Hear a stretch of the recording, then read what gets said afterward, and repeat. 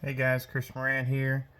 We're going to take a second to show you some tricks on mounting the fuel tank, to relocate it a little bit to make sure that you're a lot less likely to break the tank.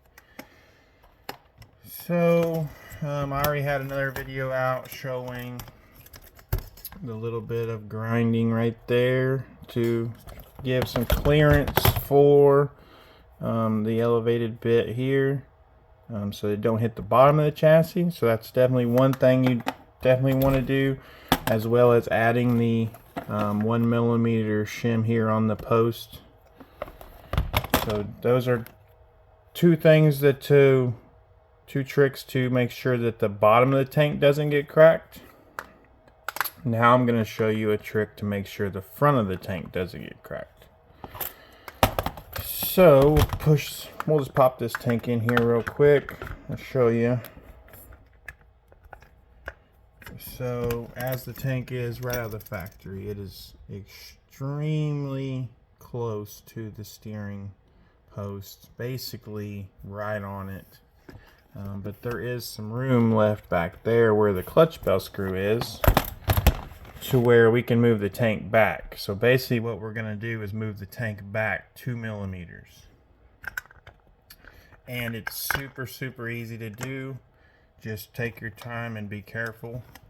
You don't want to go too much, because then your clutch bell screw is going to get into your tank. So just take your time and just go a little bit at a time. So what we're going to do is we're going to take just a regular lighter right here on the steering or the fuel tank post itself. We'll just heat the post itself up.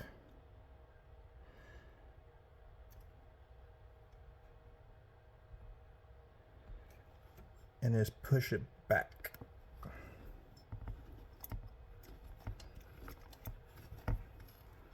And like I said, we're not going a crazy amount. We're just going to try to move the tank back 2mm. So just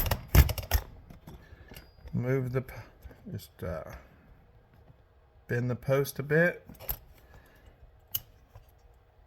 and then bend the other one, and we'll do a little test fit.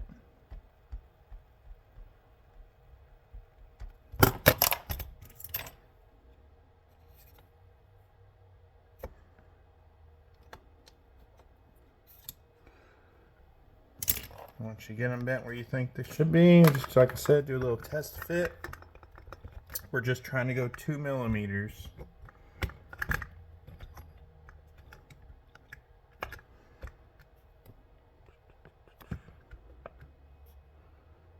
Okay, so how I like to do it is I'll take my 2.5 driver and I'll make sure that I got the tank about that distance back from the post.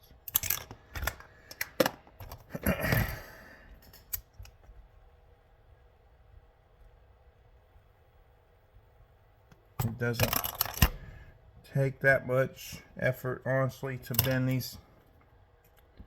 these posts.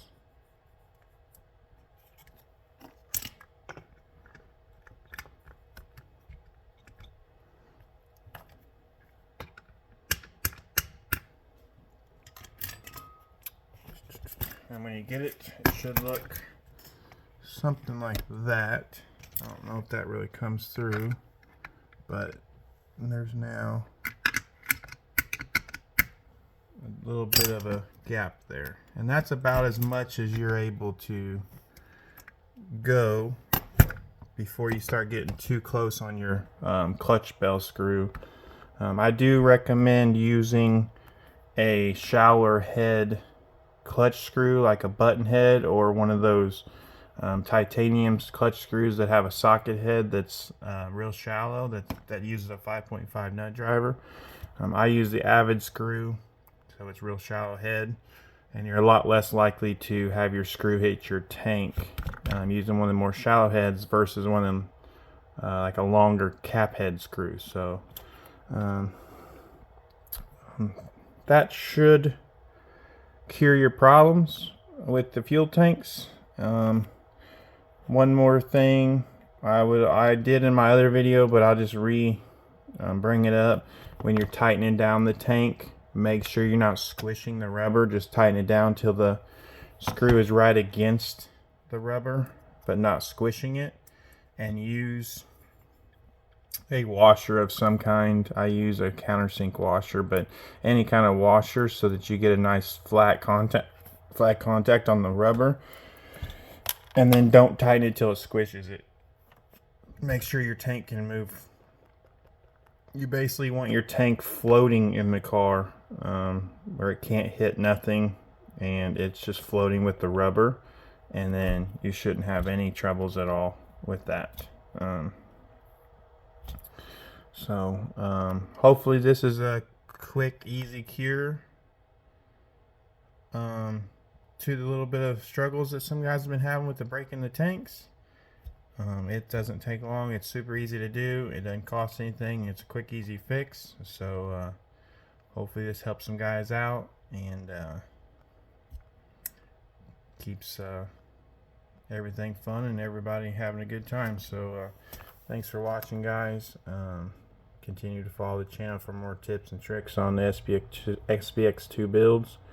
We'll see you in the next one.